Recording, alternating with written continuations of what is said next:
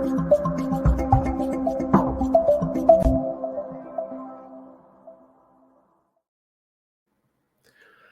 bem, pessoal, estamos começando mais uma edição de Black Yellow Brasil Podcast. Esse é seu programa falando sobre o Pittsburgh Steelers para todo mundo. Sou Danilo Batista, seu host, apresentador, historiador, porque no programa de hoje a gente vai retomar um pouquinho de uma série que a gente adora fazer, que eu adoro fazer particularmente, que é contar um pouco de história dessa gloriosa, grandíssima, impávida e colossal franquia chamada Pittsburgh Steelers.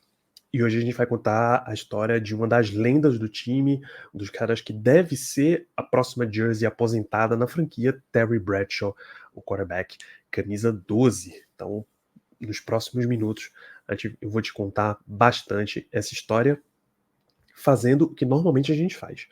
Se você está ouvindo isso aqui no podcast, vai entrar o bloco de recados. Se você está vendo isso ao vivo, vamos direto. Terry Braxton Bradshaw, nascido em Shreveport, Louisiana, em 2 de setembro de 1948, filho de William Marvin Bradshaw, Bill Bradshaw, ex-veterano de guerra de Marinha dos Estados Unidos, e a Novice Gay, posteriormente Novice Bradshaw, com 2 irmãos, tá? Gary Bradshaw era o mais velho, Craig Bradshaw era o mais novo. Pensa nesse seguinte ambiente para essa família. Eles eram de Louisiana, Shreveport, Louisiana.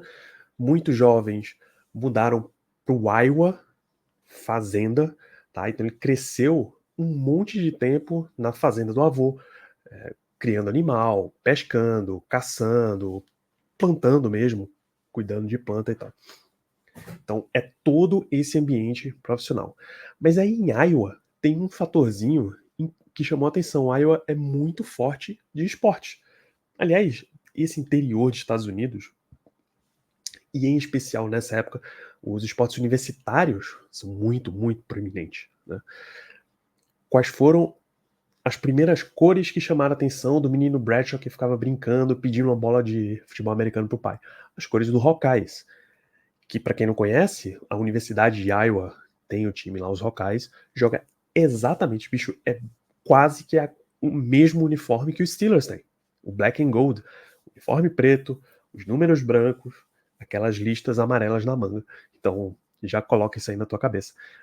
E visto isso, ganhando uma bola de futebol americano de presente, o menino Terry já chegava pro pai dele aos 7 anos de idade com aquele pensamento: pai, eu vou jogar na NFL, eu vou ser um jogador profissional de futebol americano. E o pai, tá bom, filho, muito bem. Agora dá licencinha aqui que o pai quer terminar de ler o jornal, sabe? Depois que a família dele voltou de Iowa para Shreveport, né, ele brincando ali com os irmãos, às vezes saindo na porrada mesmo, porque criança que não tem muita coisa para fazer, acontece isso daí, e brinca muito em questão de esportes, por exemplo, jogar hóquei no Iowa, jogava como goleiro, tomou um corte no supercílio, por exemplo, jogando como goleiro. A mãe dele detestava, porque estavam sempre se machucando. Era uma mãe que ele conta que sempre cuidava muito da família, dona de casa a vida inteira. Leva em consideração a época também, né? Então eles voltaram, o Bradshaw assim, foi inscrito na Woodlawn High School, tá? Com uma história engraçada. O teste para futebol americano era do tipo, o técnico juntava todo mundo no ginásio do colégio, sentava todos eles na arquibancada e metia um mega discurso. Aquele discurso motivacional de técnico mesmo, clear as full hearts can lose, e esse tipo de coisa. Ao fim do discurso, no lugar de fazer testes atléticos, ele só olhava os moleques e saía escolhendo o time. Eu quero você, você, você e você. E mais você, mais você, mais você. E é isso, pessoal, que não foi escolhido. Boa sorte ano que vem. Terry Bradshaw não foi escolhido para o seu time de futebol americano. Tá? No ano seguinte, ele volta para fazer o teste. Também não é escolhido, agora completamente desmotivado por causa do discursinho do técnico, foi exatamente igual. Mas aí ele foi perguntar para o treinador o que é que precisava e ele disse: olha, fica por aqui. Se alguém se machucar, se alguém não puder jogar, o primeiro moleque que aparecer leva o uniforme e vai para jogo. E assim aconteceu. Alguém machucou, ele foi lá e pegou o uniforme. Não só rolou o futebol americano, mas outros esportes também. Terry Bradshaw era muito bom no atletismo, especificamente em arremesso de dardo. Curioso ali, arremesso de dardo e futebol, né? Que ele conta depois que isso fez diferença na mecânica de arremesso. Quando ele chegou para college football, para NFL, ele arremessava com a pontinha do dedo no final da bola. Até tem uma bola aqui.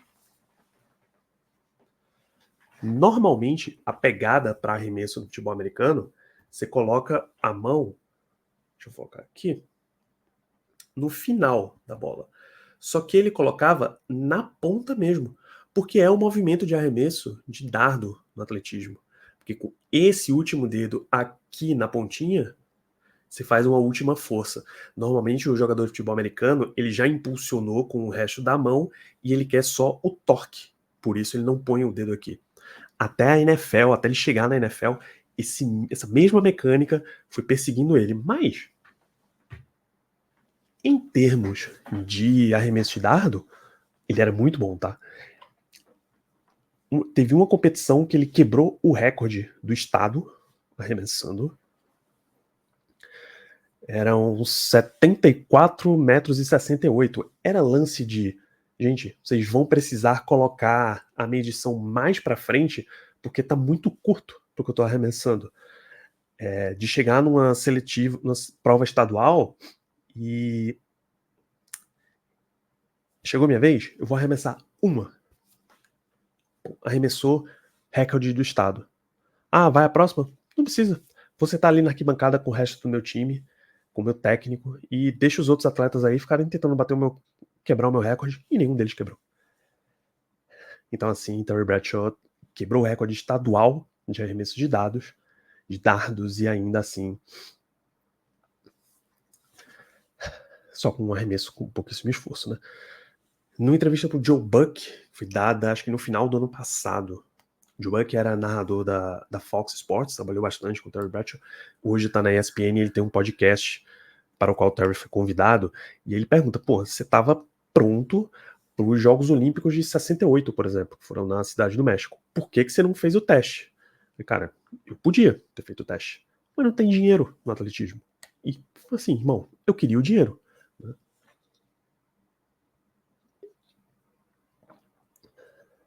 Bolsa de universitária para ser atleta de arremesso de dardo, ele diz que recebeu uma penca, assim, uns 200 pedidos de oferta de bolsa.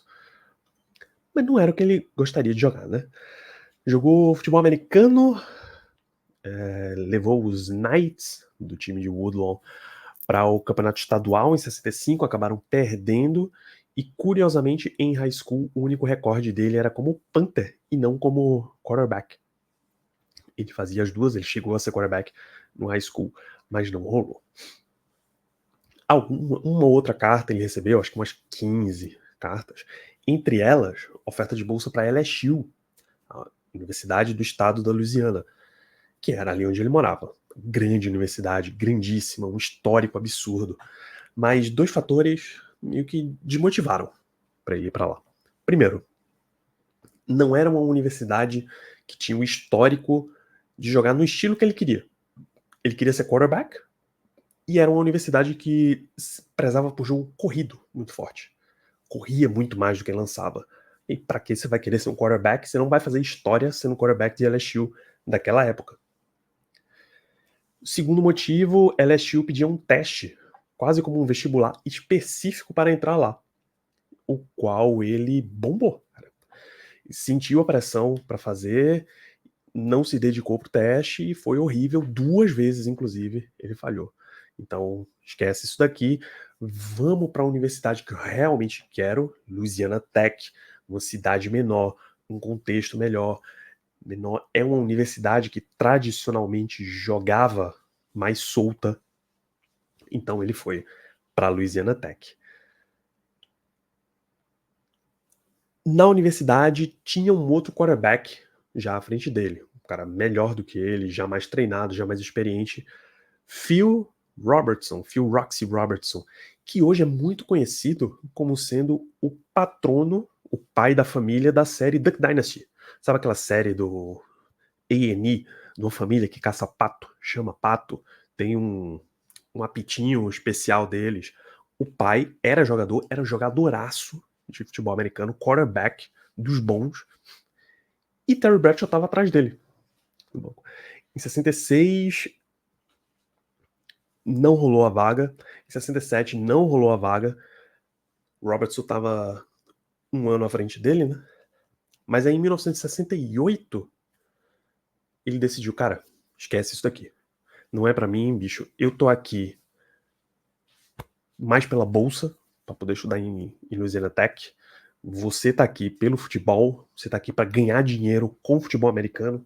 Então vai você, eu tô desistindo. A temporada de futebol americano coincide com a época de imigração de pato. Quando os patos estão voando, eu tô perdendo meu tempo aqui no jogo, pô. Então é melhor eu ir lá caçar pato, que é a parada que eu curto. Terry, você fica aqui, a vaga é completamente sua. Tá? No entanto, Terry Bradshaw não estava curtindo até entrar, né? 2 anos de reserva, e ele entrava, ia mal, o técnico chamava o Phil de volta. Tal. Ele pensou, inclusive, em se transferir para Florida State, que era outra universidade que lançava a bola, e ele queria passar a bola, ele queria ser o lançador, saca? Mas aí Louisiana Tech mexeu os pauzinhos, vetou a transferência, Bradshaw nunca foi um Seminole, e ele ficou por lá. Na temporada de 68, quando ele efetivamente assumiu como titular, ele se tornou, cara, um dos melhores de todo o país, arremessando. 2.890 jardas, número 1 da NCAA, o time dele foi para 9-2 e venceu o Rice Bowl para cima de Akron por 33-13. 1969, já de novo como um dos grandes prospectos do universitário, deu uma quedinha de produção, porque o time só jogou 10 partidas no ano, mas foram 2.314 jardas.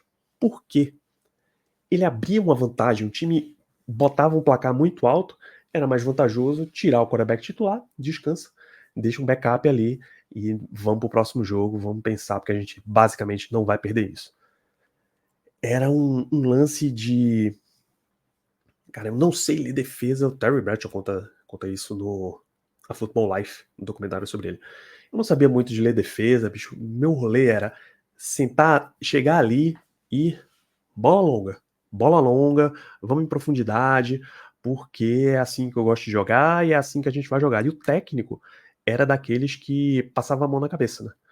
Se a jogada foi muito boa, o técnico tá aplaudindo, boa, TB, é isso aí, cara. Se a jogada foi muito ruim, não, tapinha nas costas, não se preocupa, na próxima a gente pega ela, vamos, tamo junto, é isso daí. Então esse espírito paternal pra cima do Terry Bradshaw dava todas as condições que ele queria pra manter a confiança sempre lá no alto, e aí ia rolando, ia mandando a bola pra cima. O time terminou em terceiro, aliás, Terry Bradshaw foi o terceiro melhor quarterback de toda a NCAA, 2.314 jardas. O time terminou com campanha 8-2 desses 10 jogos que eles disputaram.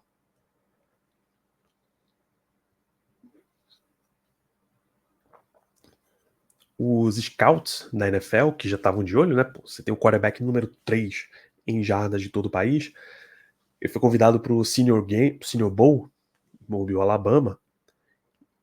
Foi um negócio tão bizarro, um ambiente tão de pressão e tal, que ele jogou a tarde inteira sem o apoiozinho de queixo, o chin strap. E mesmo assim, 17 passes completos de 31, 267 jardas e 2 touchdowns. MVP do Senior Bowl. Pensa o seguinte, era uma época em que um jogo de 200 jardas, você teve uma partidaça. Hoje, 200 jardas é um primeiro tempo legal, um segundo tempo legal. Você tem que partir para umas 300, 400 jardas para ter um desempenho notável. O técnico daquele Senior Bowl foi o Don Shula, ainda no Baltimore Colts, futuramente ia ser o lendário técnico do Miami Dolphins. Todos os recordes de Louisiana Tech de passe, pelo menos à época, foram para o Terry Bradshaw. Ele recebeu um prêmio ali da universidade. Em 1984, anos e anos e anos depois, ele foi colocado na primeira rodada do Hall da Fama de Louisiana Tech, de esporte de Louisiana Tech, e 4 anos depois, no Hall da Fama do estado da Louisiana como um todo, pelo seu desempenho em LT. Os Bulldogs de Louisiana Tech. Com todo esse desempenho, toda essa avaliação, MVP do Senior Bowl, a gente chega para o draft de 1970. Mas para falar do draft de 70, é legal a gente dar um contexto do que era o Steelers em 1970. Né? Volta à temporada de 1969. Histórica, absolutamente lendária para os Steelers. É o primeiro ano de Chuck Noll como head coach. Se você está ligado na história dos Steelers, sabe que de 1969 até hoje, só tem 3 head coaches. Chuck Noll, Bill Cowher, Mike Tomlin. Então você já vê o nível de importância. A escolha de primeira rodada dos Steelers em 1969 é Mean Joe Green. O cara é histórico. O Steelers só tem 3 camisas aposentadas, uma delas é do Mean Joe Green. O L.C. Greenwood também entrou por lá. O Steelers era a piada da NFL, ou uma das piadas da NFL. O time nunca tinha vencido um jogo de playoff naquela época. Então Chuck Noll, ele entra pro time e no primeiro discurso ele já senta todo mundo no vestiário, na sala de vídeo e... Pessoal, eu tô assistindo os jogos de vocês desde o dia em que eu assinei para treinar vocês. Eu sei exatamente por que vocês estão perdendo todos esses jogos. E o motivo é porque vocês são ruins. É simples assim. Eu, pessoalmente, vou me livrar de vários de vocês. Dito e feito. Entre os Steelers de 69 e os Steelers de 1974, que foi o primeiro Super Bowl da franquia, só 5 jogadores restaram, de todo o elenco. Então, ele realmente reciclou a parada toda. Em 1969, fato curioso, o Steelers teve um undrafted free agent chamado Ed O'Neill, defensive lineman de Youngstown State. Você basicamente nunca vai ouvir falar da história desse cara na NFL, porque ele não foi nada para a NFL. Ele nem ficou no elenco dos Steelers. Mas você conhece Ed O'Neill, muito provavelmente. Ele fez 2 séries bem marcantes para os Estados Unidos e algumas chegando no Brasil. Ele é o Al Bundy, personagem de Married with Children, o protagonista de Married with Children, e o Al Bundy é um ex-jogador de futebol americano. E ele é o Jay Pritchett, o patriarca da família Pritchett de Modern Family.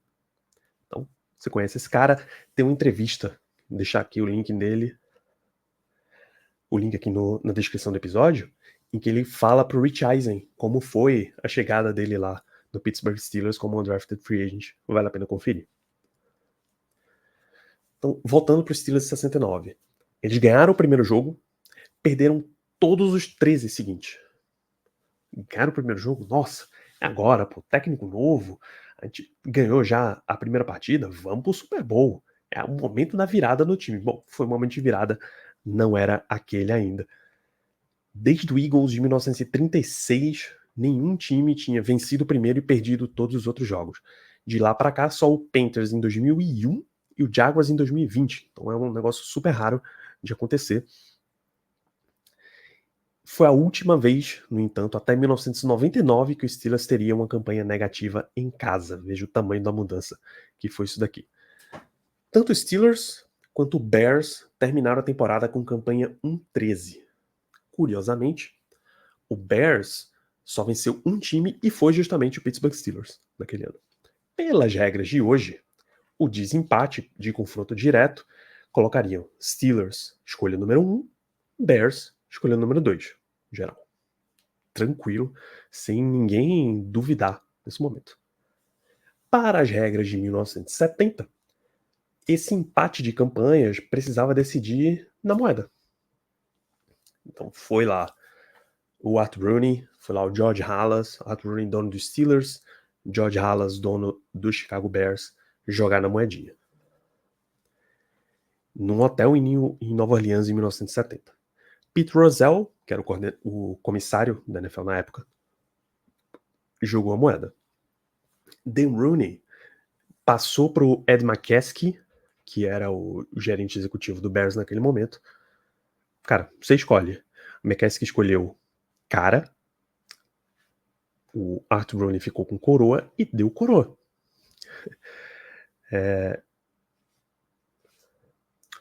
O Dan Rooney já era o gerente o presidente do Steelers naquele momento. Ele aprendeu com o pai, o Art Rooney Sr., esse sim. Sempre dizia, cara, por razões de karma, do destino, esse tipo de decisão deixa o teu oponente escolher primeiro. É meio maluco.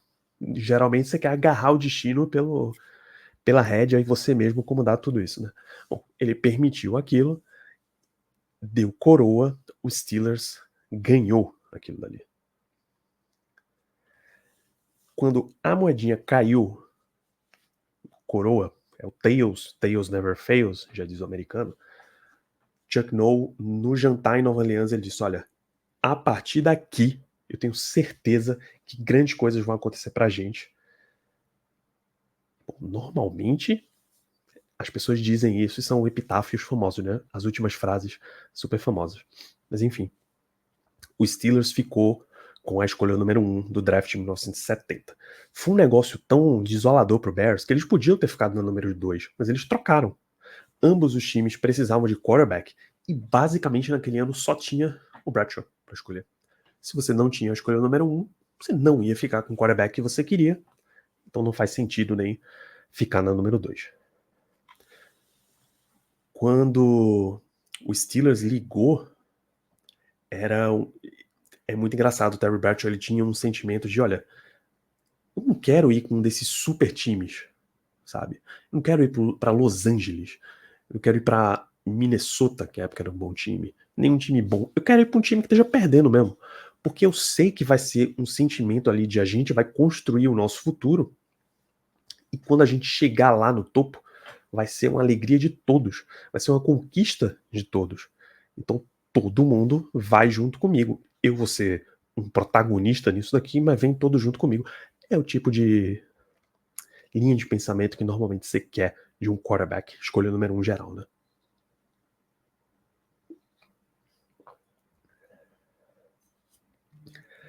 Mais uma rodada de contexto aqui da NFL. Em 1970 foi o ano em que foi finalizada a fusão de AFL e NFL, né?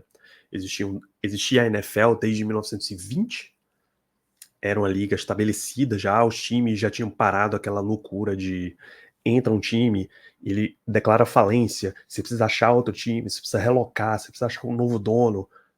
Acabou isso daí, já estava super estável e em expansão. Mas com um pouquinho de protecionismo, tá? Não era todo mundo que eles liberavam para entrar na liga. Um grupo de outros empresários que não tinham recebido as ofertas para ter times na NFL criaram uma outra liga paralela, concorrente, que chamaram de AFL, American Football League. Vários dos times que você conhece hoje vieram da AFL. Cincinnati Bengals, o New York Jets, o Houston Oilers, Tennessee Titans, veio de lá.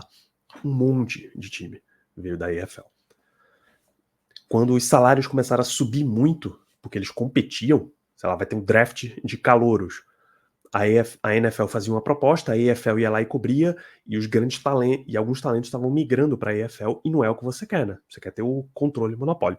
Então, como um começou a atacar o outro, as pedidas salariais começaram a subir, não era tabelado igual é hoje, e aí eles entraram em acordo, bicho. Vamos juntar todo mundo aqui. A gente pega todos os times de vocês, traz para nossa liga, e vamos todos unidos aqui. E aí a gente consegue estancar essa sangria que os jogadores estão pedindo demais. E se tem uma coisa que dono não quer, é ficar pagando para todo mundo. Pô. Então, em 1969, a AFL tinha 10 times. Buffalo Bills, Miami Dolphins, o Boston Patriots, New York Jets e Houston Oilers, Denver Broncos, Kansas City Chiefs, Oakland Raiders, San Diego Chargers, Cincinnati Bengals. A NFL tinha 12 times. Dallas Cowboys, New Orleans Saints, Philadelphia Eagles, Washington Redskins, Cleveland Browns, New York Giants, Pittsburgh Steelers, St. Louis Cardinals, Chicago Bears, Detroit Lions, Green Bay Packers, Minnesota Vikings, Los Angeles Rams, San Francisco 49ers, Atlanta Falcons, Baltimore Colts. Então, se você somar isso daqui, 22 times, né? 10 vindo da EFL, 12 vindo da NFL, desculpa, 16 vindo da NFL, né? Então você conseguia dividir isso em duas conferências de 13 times cada uma, dá 26 franquias. Então se você já tinha 10 da EFL e 16 da NFL para ficar 13, 3 times tinham que passar da NFL para a EFL. O Browns pediu para ser uma delas, porque nessa mudança eles iam conseguir ter um time rival no estado do Ohio, que era o Bengals, que estava vindo da EFL, e o Art Modell, que era o dono do Cleveland Browns, ele queria disputar ali cara a cara direto com o Paul Brown, tinha sido técnico deles e basicamente ajudou a fundar outro time lá em Cincinnati. Os Steelers topou sair da EFL para continuar com essa rivalidade com o Browns, era um time com uma distância muito curta, a viagem favorecia bastante. E o terceiro time foi o Baltimore Colts. Também por essa questão geográfica, Baltimore linkava legal com essa galera aí.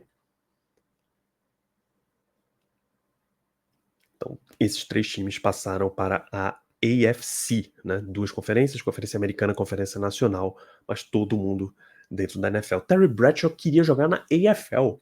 Era uma liga que os esquemas eram mais criativos, era uma liga que era mais, já estava sendo mais aérea, eles já estavam vendo o fator entretenimento de você ter um jogo aéreo melhor do que um jogo terrestre. John Namath tinha saído de lá da AFL, né, o New York Jets, e o John Namath tinha todo o estilo, ele era o bad boy, ele era o Broadway Joe, sabe? E era isso que o Bradshaw mirava, que ele queria ser.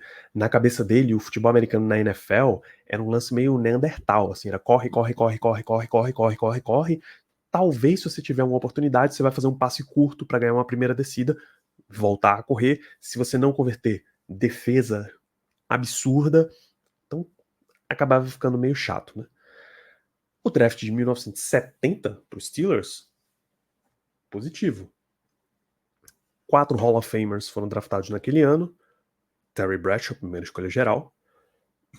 Uma escolha de terceira rodada chamada Mel Blount, imagino que você conheça este nome, também foi para o Pittsburgh Steelers. E 2 undrafted free agents. O Mel Blount foi escolha de terceira rodada. O Jim Langer, offensive lineman, undrafted free agent, foi para o Dolphins. E Cliff Harris, safety undrafted free agent, foi para o Dallas Cowboys. Então lá, Terry Bradshaw chega ao Pittsburgh Steelers como a primeira escolha geral do draft de 1970. É curioso que se você olha a lista de staff, comissão técnica dos Steelers, não tem coordenador ofensivo, não tem quarterback coach, tem, sei lá, técnico de linha, tem um técnico de backs, comanda todo mundo ali, e é isso. Tem, sei lá, 1 ano, 2 anos na carreira dele, que o Baby Parilli, ex-quarterback, um grande nome até de quarterback dos anos muito passados, assim, foi um técnico de quarterback para ele, mas em geral, nada. E o Chuck Noll era um técnico defensivo. Quase, basicamente, todos os créditos para ele são de construir a Steel Curtain, né? Então você não tem alguém ofensivo. Quem comandava o huddle, quem decidia jogadas, era o próprio Terry Bradshaw, cara. E assim, rolava muito conflito, tá? Porque eles eram de estilos diferentes, Chuck Noll e Terry Bradshaw. Bradshaw era o cara, o caipira vindo pra cidade grande, o sulista vindo pro norte, tava vindo pra um time que nunca ganhou o jogo de playoff, o quarterback que o rolê dele era, vamos lá pessoal, vamos se divertir, e o técnico queria o fundamento, a execução, a perfeição o tempo inteiro. O próprio Terry Bradshaw disse, cara, eu era o cara do gado, fazenda, pescaria. Chuck era o cara de tomar um vinho, literatura russa. Eu era muito mais intelectual do que eu. Não era divertido jogar pra ele. O meu estilo de técnico é o cheerleader, é o cara do apoio. Vamos lá, na próxima a gente consegue. Chuck era no chicote. Mais pressão, mais pressão, mais pressão. Ficou por muitos e muitos e muitos anos essa impressão de um conflito ali de ideias entre os dois. Até hoje, eu falei que teve essa entrevista recente do Bradshaw pro Joe Buck em podcast. Ele disse, cara, eu sabia que eu não era o quarterback dele, mas até um determinado ponto eu também não estava sendo o meu quarterback. Eu não estava jogando o suficiente, então a gente tinha muito conflito. Até a hora em que eu cliquei na NFL e comecei a jogar bem, a gente teve realmente muito confronto. O diretor de relações públicas do Steelers na época, o Joe Gorno, dizia que era muito mais uma pressão vinda de um lado só, era muito mais o Bradshaw se sentindo pressionado pelo Chuck Noll. O Jack Ham disse que, apesar de tudo isso, o Noll ainda defendia muito Terry Bradshaw. Ele disse, existe um comportamento que eu quero para o meu quarterback e um comportamento que eu quero do resto de vocês. Então, leve com um pouquinho de parcimônia aí esses relatos de que eles brigavam o tempo inteiro. Mais um pouquinho de contexto histórico. 1970 foi também o ano em que o Three Rivers Stadium foi inaugurado. O novo estádio dos Steelers. Né? O time jogava no Forbes Field. Tá? O Pittsburgh Pirates também jogava no Forbes Field. Aí o Steelers saiu de lá, foi pro Pitt Stadium, o estádio da Universidade de Pittsburgh, mas ficou apoiando os projetos do Pirates de construir um estádio novo. Em 64 o Steelers saiu. Né, quando o Pirates meteu um projeto pro Three Rivers Stadium, um estádio novo, na época tava uma febre de renovação de estádios e estádio mesmo para jogar futebol americano e beisebol. Então fizeram o Three Rivers Stadium, ficou conhecido como The House That Clemente Built, a casa construída por Roberto Clemente. 1970 também foi o ano em que Myron Cope entrou para o elenco de comentaristas da Steelers Radio Network. Myron Cope é o responsável por criar isso daqui, ó, a Terrible Towel. Tá vendo aqui? Em 1975 ele criou a Terrible Towel como uma forma de caracterizar a torcida, de dar mais gás para a torcida no jogo contra Baltimore. Muito bem, Terry Bradshaw começa como reserva. Terry Henretti era o quarterback titular, mas sempre ele ia entrando, porque, pô, primeira escolha geral, você quer ver logo o que é que tem ali, né? 3 primeiros jogos, 3 sacks para safety, 25 sacks na temporada inteira. O primeiro jogo ele saiu vaiado, voltou chorando para casa, foi um negócio horrível. E aí a gente consegue dar uma avançada aqui nas temporadas que ele foi jogando, né? Primeira temporada, 83 passes completos, de 218 passes tentados. Isso é 38,1% de aproveitamento. É horrível. 1.410 jardas. Horrível. 6 touchdowns, 24 interceptações. Horrível. 71 continuou mal, mas melhorou um pouquinho. Já subiu para 54% de aproveitamento de passes, né? 203 de 373. 2.259 jardas, 13 touchdowns, mais do que dobrou, mas continuou ali 22 interceptações. Em 72, 12 touchdowns, 12 interceptações. Tá? Fraco, você nota que é um início ali muito fraco. Mas o time foi adicionando jogadores. Pessoal, Minjo Green e L.C. Greenwood, base de linha defensiva em 69. Terry Bradshaw e Mel Blount em 1970. O time já saiu do 1-13 para 5-9 em 70. Terceiro na divisão. Em 1971, 6-8, o time adicionou Jack Ham, Ernie Holmes, Dwight White, né? Já foi o segundo na divisão. Em 1972, Franco Harris foi draftado. E aí, Terry Bradshaw entendeu o valor de um jogo corrido forte na NFL. Ele tinha o Rocky Bleier, era titular. Rocky Bleier, ali em 69, quando o Chuck Noll assumiu, estava na guerra do Vietnã, lutando, mas voltou para ser um jogador dos Steelers. Ele teve o Franco Harris, então ele sabia que ele podia confiar entregando a bola para esses caras correrem e ia começar a sobrar espaço para ele soltar o braço. Ele montava o próprio playbook na maior parte do tempo e dizia, cara, tinha uma cacetada de jogada, mas eu só gostava de 4 e basicamente todas elas eram passe em profundidade, né?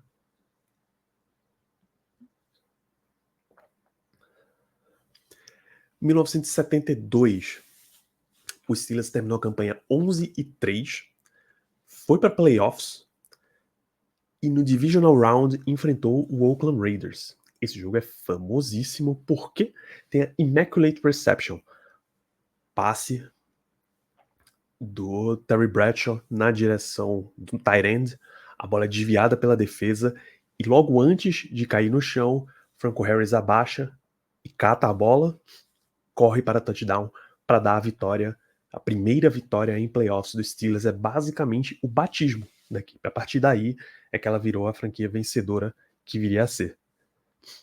No jogo seguinte, eles perderam o AFC Championship Game para o Miami Dolphins. É o time do Dolphins que foi campeão invicto, tá, na mão do Don Shula. Em 1973, o time começou ganhando 8 seguidas, perdeu algumas, deu uma desandada, terminou 10-4, certo? E perdeu no Wild Card pro Raiders. Então nota aqui, tá 1-1. Esse foi o primeiro ano em que começou a ter Wild Card nos playoffs. Em 1974, o Steelers faz o que é considerado o maior draft da história. Lynn Swann, Jack Lambert, John Stallworth, Mike Webster, 4, e ainda coloca o Donnie Shell, safety, como draft free agent. Todos esses caras são Hall da Fama. Tá? O time terminou 10-3-1 naquele ano, ganhou a divisão pela primeira vez e viria a ganhar a divisão nos 6 anos seguintes. Em 1974, aqui já começa a ser um ano relevante para a gente dar uma pausa, detalhar mais na história, teve uma greve. Terry Bradshaw foi pedido para furar a greve e se recusou. O que é que os Steelers e o Chuck Noll fizeram? Trouxeram o reserva para ser titular. O terceiro reserva, na verdade, Joe Gilliam, escolha de 11ª rodada de 72, tinha ido super mal em 73. O primeiro jogo dele como titular num Monday Night Football contra Miami. Ele lançou 7 passes, todos foram interceptados. Um deles já é tornado para touchdown, inclusive.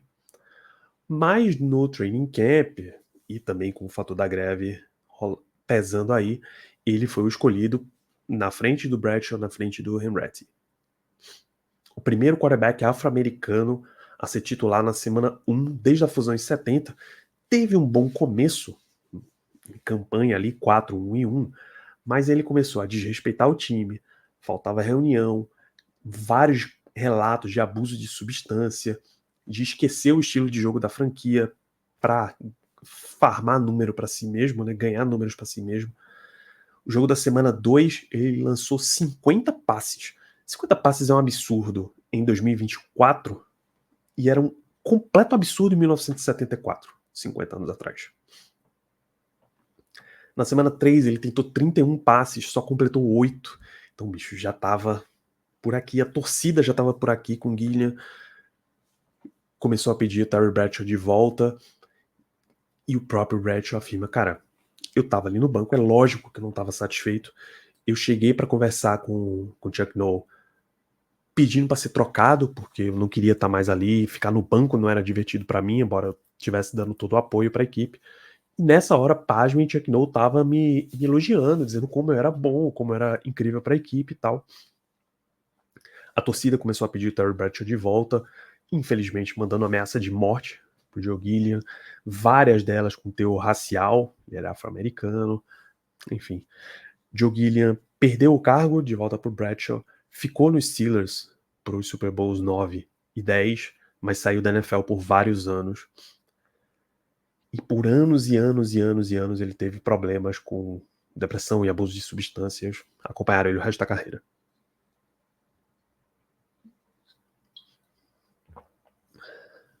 Na semana 7, como eu disse, o Gilliam deixou o Os Steelers 4-1-1. Terry Bradshaw volta contra o Atlanta Falcons na semana 7, ganha mais 2 jogos, perde em Cincinnati. O Terry Henry volta a ser o titular do time. Aí joga mal em Cleveland, volta o Terry Bradshaw. Então o ataque tava horrível, mas a defesa, a Steel Curtain, tava ajeitada, tava no grau. E aí os Steelers começou a atropelar a galera. Atropelar. E nesse ponto, o time ganhou a vaga, ganhou a AFC Central e foi pra cima. Venceram os Patriots e os Cincinnati Bengals no final e foram pra playoffs. Os Steelers iam enfrentar nos playoffs o Buffalo Bills do running back estrela O.J. Simpson. Tinha rolado a possibilidade dos Steelers draftar o O.J. Simpson em 69, mas o Bills tinha a primeira escolha e levou, e o Steelers saiu com o Joe Green, que diz o Chuck Noll, que era o plano dele todo o tempo, vai saber. Naquele jogo, o Steelers segurou o O.J. Simpson para 49 jardas corridas só. Curiosamente, foi a única aparição dele em playoffs. Então o Steelers vence o Buffalo Bills naquele ano. Era cotado como o único time que foi para playoffs sem quarterback. Que coincidência, né? AFC Championship, os Steelers enfrentam o Oakland Raiders. Já estavam ali se enfrentando em playoff com frequência. 72 vitória do Steelers, 73 vitória do Raiders. E nesse ano o Steelers já estava com uma defesa meio 4-3, meio 3-4, disfarçava muito bem. Os Raiders só conseguiram 29 jardas corridas e os Steelers foi ao primeiro Super Bowl da sua história, depois de ter a sua primeira final de conferência também. O Minnesota Vikings foi o adversário no Super Bowl 9.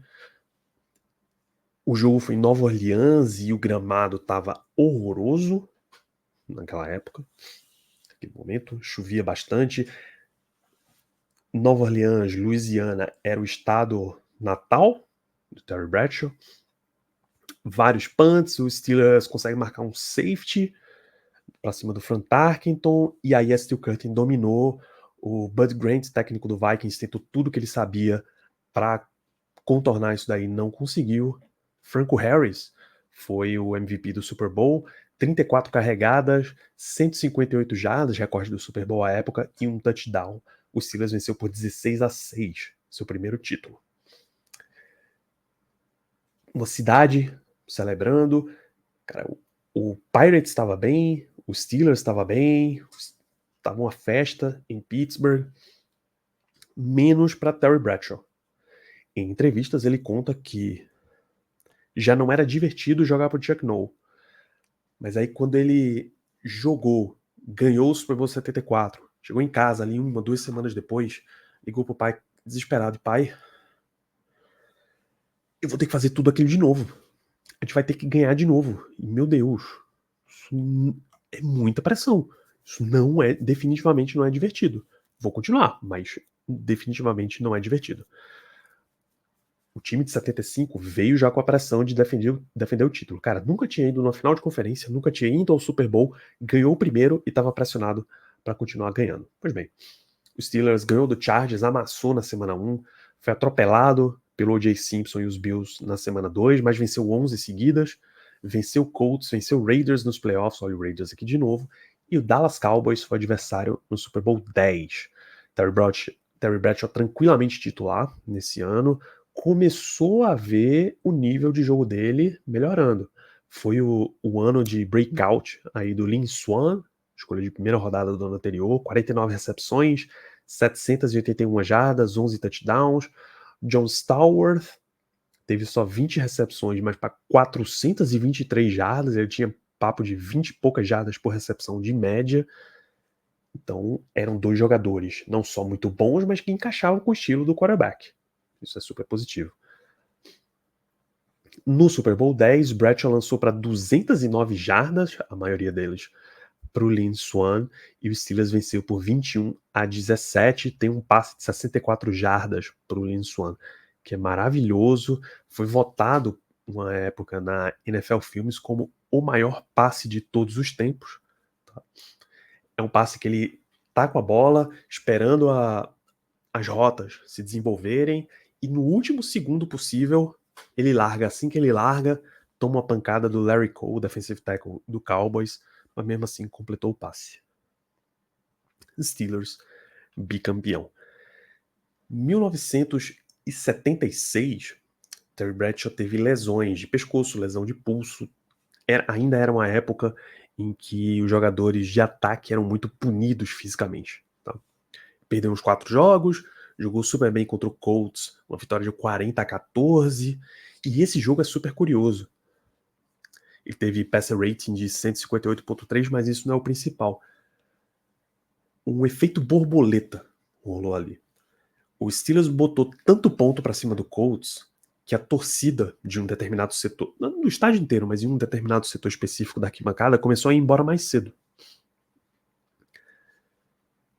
Graças a aquele setor estar vazio, um avião que caiu em cima do estádio depois teve muito menos impacto, muito menos vítimas do que se a galera tivesse ficado ali, cara. É loucura. Não teve ninguém machucado seriamente e aí o piloto conseguiu ser preso. Vê que loucura.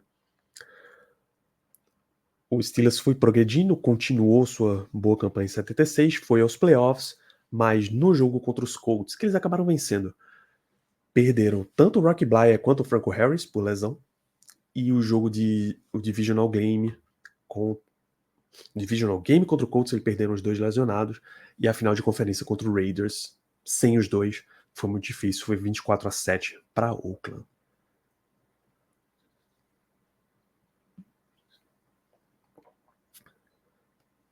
Em 1977, vários jogadores tiveram problemas fora do campo. Ernie Holmes foi preso por posse de cocaína, teve vários processos ali. O Chuck Noll teve um processo de difamação por um safety do Oakland Raiders. O Mel Blount acabou sendo envolvido nessa história aí.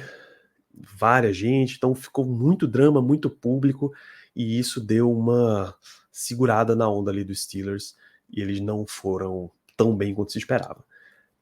Em 1978, a NFL começou a ver um cenário em que ela podia dominar os esportes nos Estados Unidos. Mas ela viu que tinha algumas coisas que estavam segurando elas. Entre essas coisas, a fisicalidade do jogo.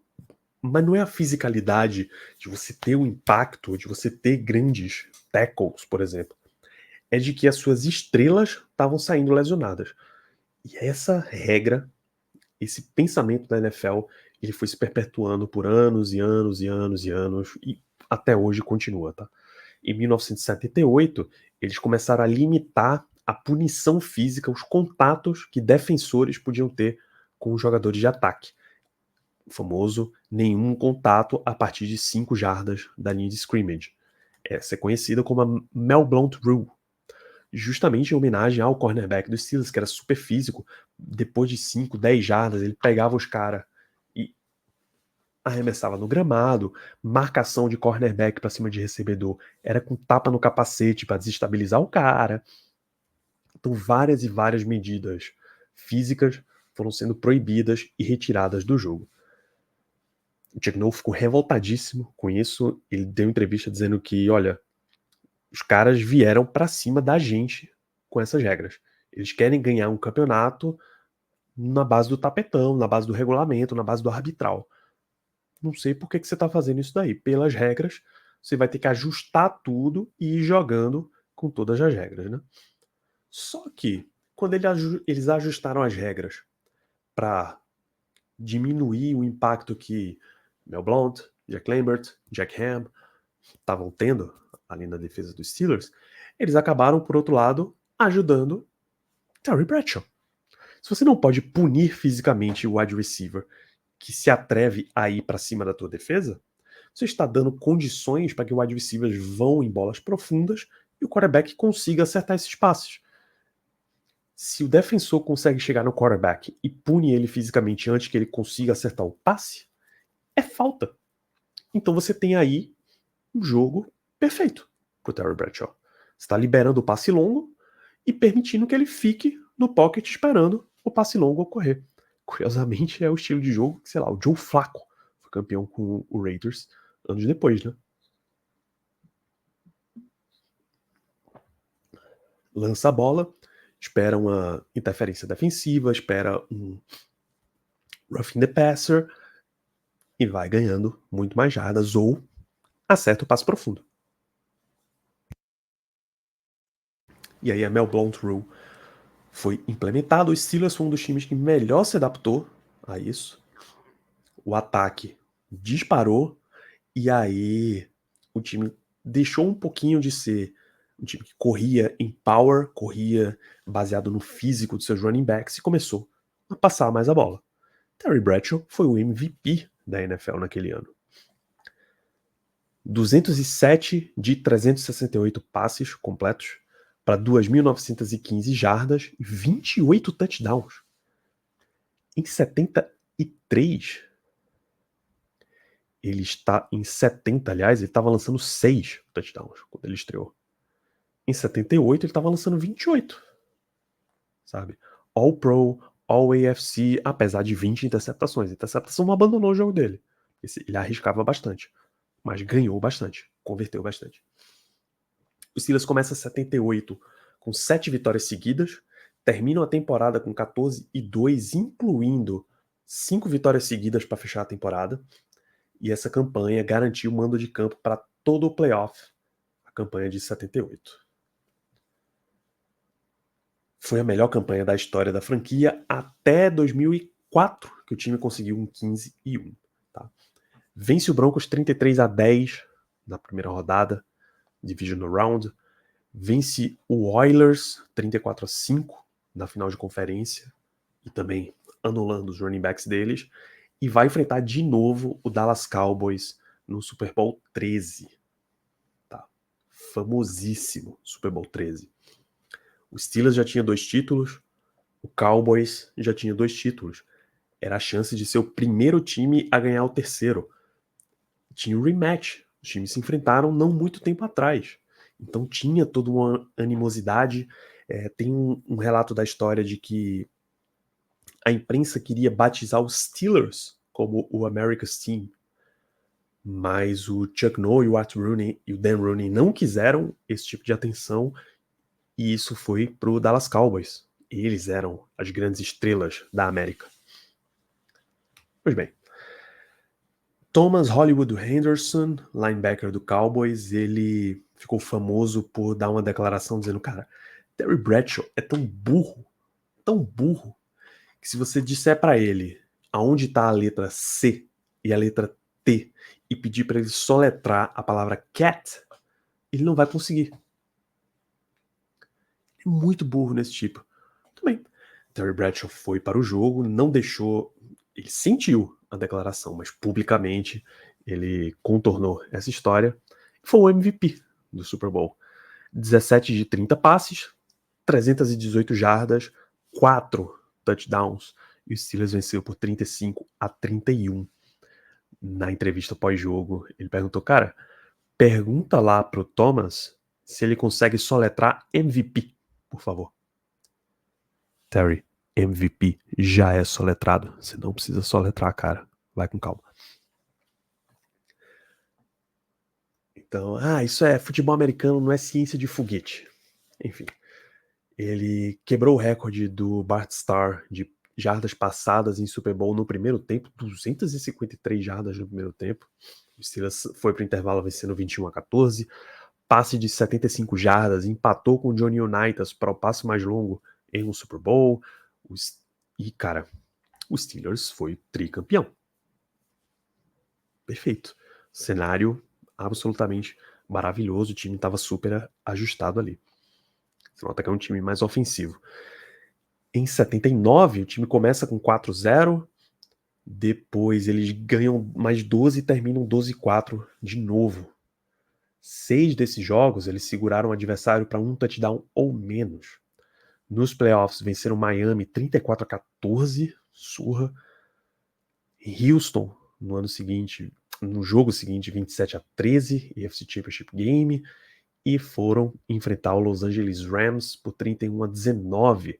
Terry Bradshaw foi o segundo quarterback a ser titular em 4 Super Bowls, né, depois do Roger Staubach. Lançou 3 interceptações? Lançou. A defesa do Rams era um negócio que apavorava o Bradshaw, porque Bud Carson era o assistente do Chuck Noll, saiu de Pittsburgh e foi ser coordenador defensivo do Rams. Eles construíram uma defesa que tinha os moldes da Steel Curtain.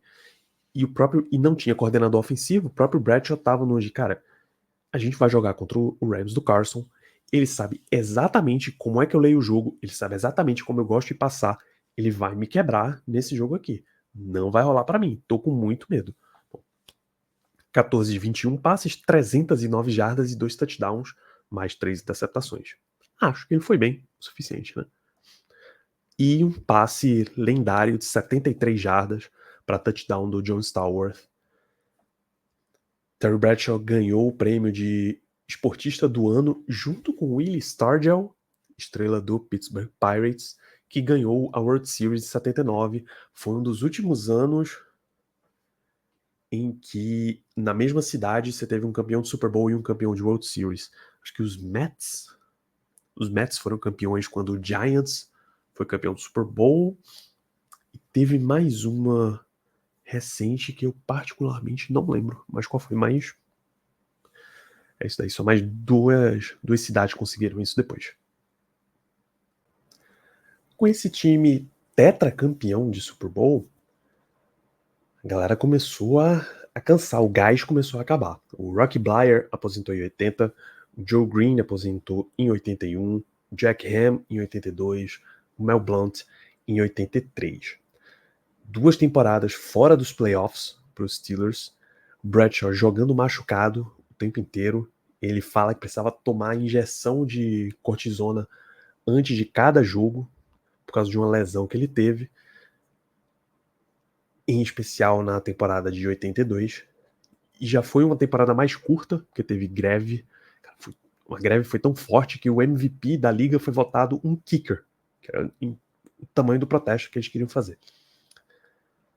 No final da temporada, no off-season, ele fez uma cirurgia de cotovelo.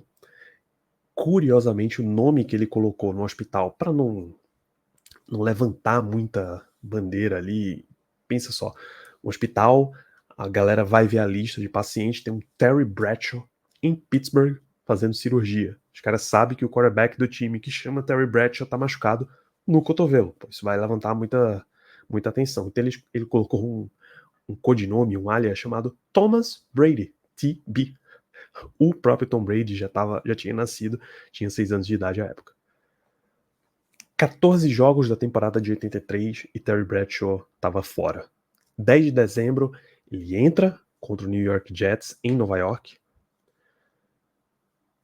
Faz um passe para touchdown para o Calvin Sweeney, segundo quarto. O Steelers ganhou esse jogo por 34-7, mas alguma coisa no cotovelo estourou, explodiu esse passe. Bradshaw saiu desse jogo e nunca mais disputou uma partida na NFL. Curiosamente, esse também foi o último jogo disputado no Shea Stadium e o último jogo disputado pela NFL na cidade de Nova York.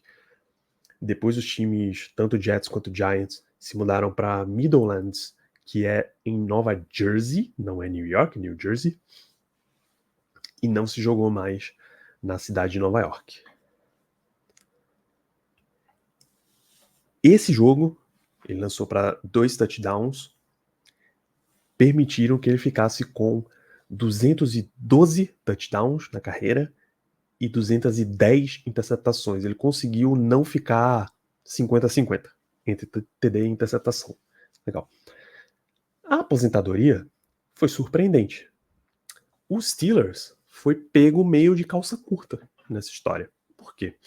Estamos em 1983, na temporada já.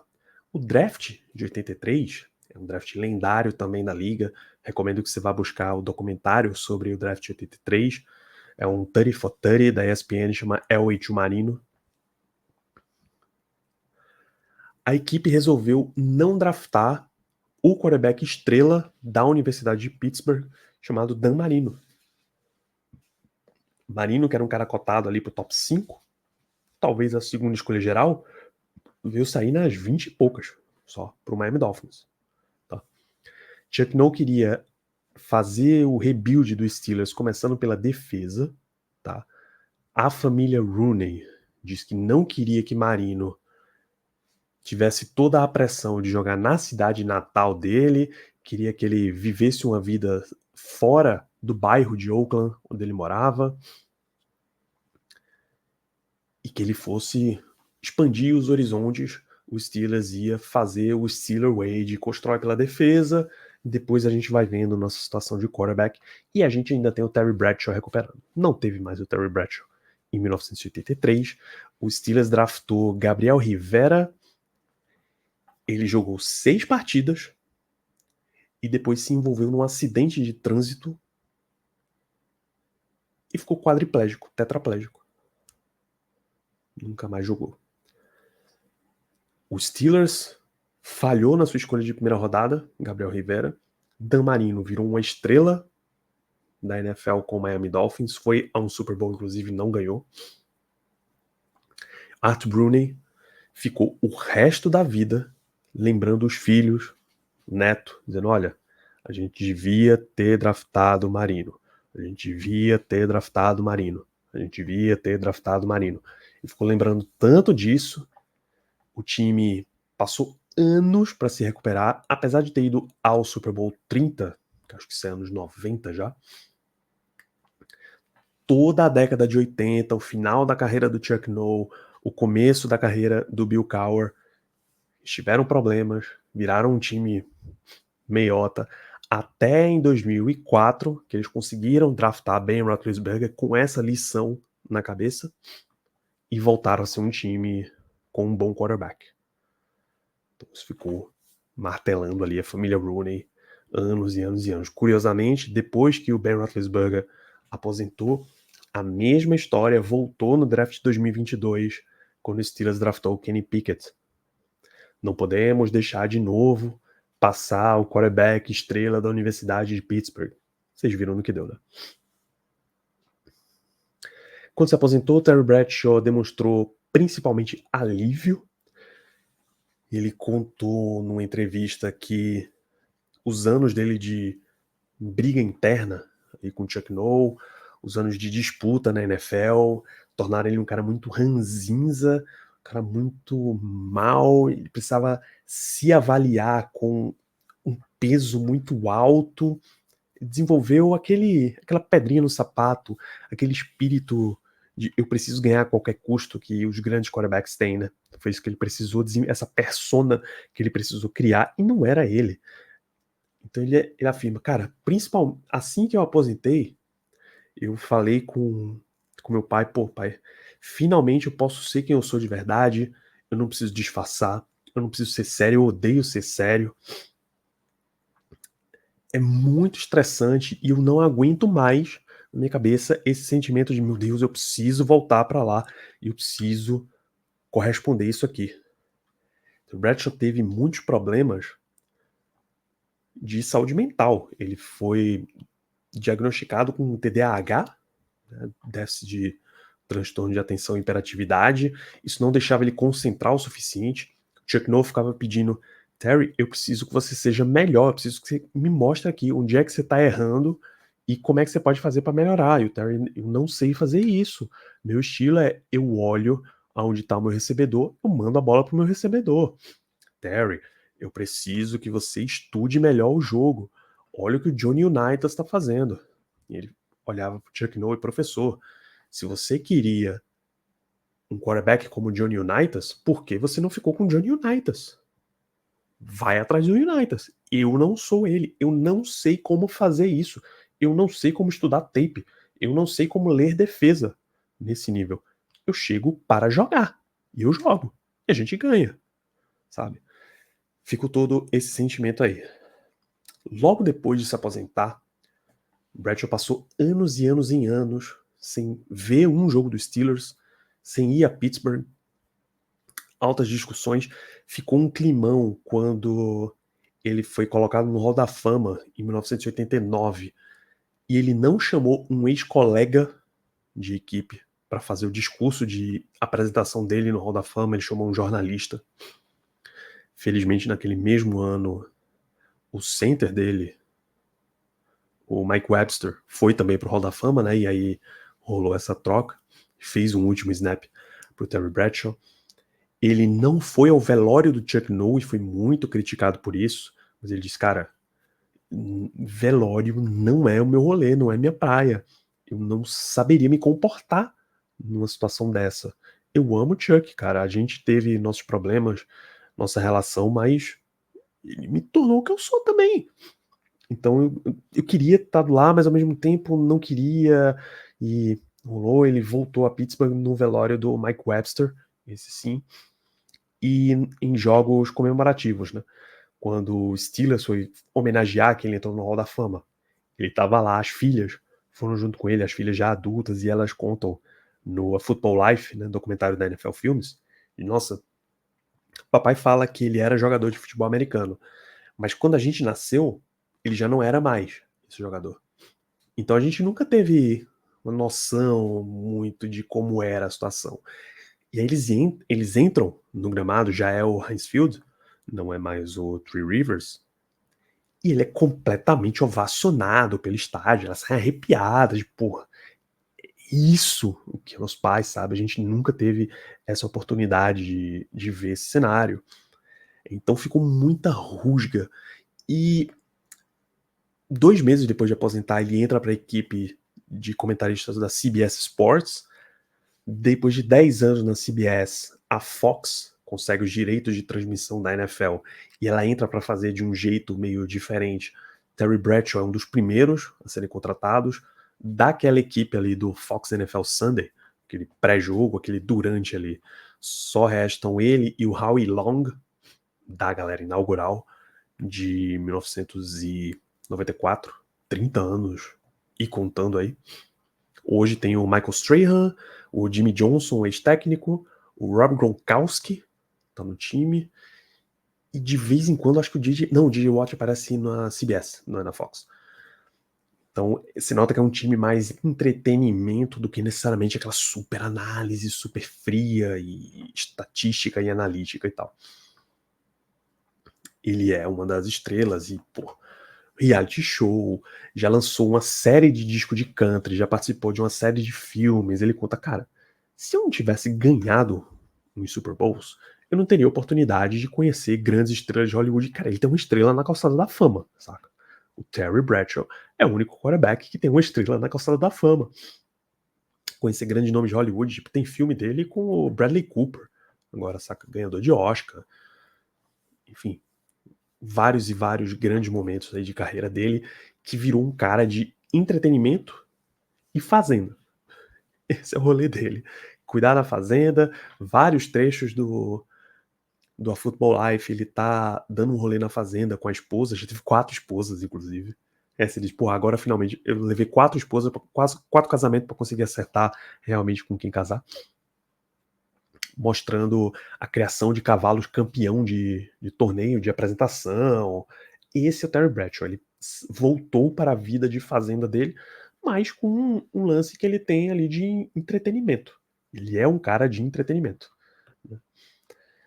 Para o lado dos Steelers, ele sempre foi muito crítico aos Steelers, tá? Tem muito relato de que ele seria brigado com Mike Tomlin, brigado com Ben Roethlisberger, porque ele criticava muito e a galera dizia, pô, você tá realmente na posição que você pode criticar, você ganhou 4 Super Bowls com esse time, você tem todo o direito de falar isso e tal.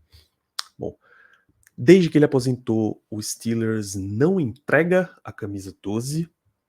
Vou até confirmar, cara, mas eu acho que ninguém usou em temporada regular